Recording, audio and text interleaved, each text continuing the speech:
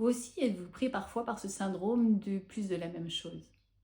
Cet ensemble de certitudes qui fait que nous continuons d'avancer dans la même direction même quand nous savons que ce que sommes en train de faire collectivement n'est pas la bonne chose à faire.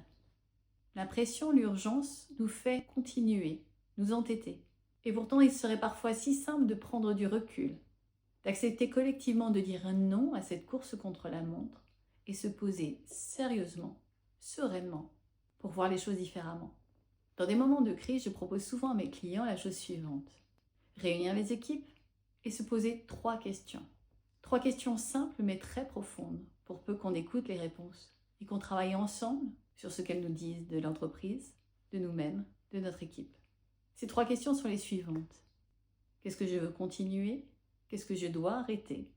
Qu'est-ce que je dois commencer? Poser ces questions, c'est savoir dire non. Non à la routine, non aux habitudes. C'est savoir dire oui à la créativité, à l'intelligence collective, au think out of the box, à tous les possibles qui peuvent arriver quand ensemble, nous savons regarder concrètement une situation telle qu'elle est pour en garder le meilleur et changer ce qui ne va pas. Avoir le courage d'aller sur cette ligne de création, sur ce chemin de l'inconnu qui ouvre de nouveaux possibles. Et comme disait Mark Twain, ils ne savaient pas que c'était impossible, alors ils l'ont fait.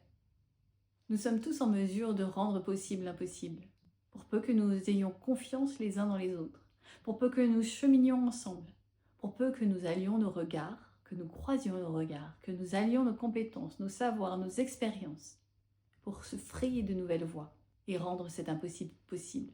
Alors vous, aujourd'hui, où en êtes-vous? Êtes-vous capable de dire non? Êtes-vous capable de défier ce syndrome du plus de la même chose?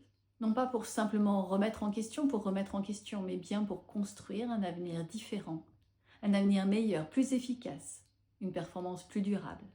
Peut-être revoir les indicateurs même de performance pour pouvoir ouvrir de nouvelles voies. C'est tout un univers de possibles qui s'ouvre quand on pose ces 3 questions. Qu'est-ce que je veux garder? Qu'est-ce que je veux changer? Qu'est-ce que je veux commencer? À vous de jouer.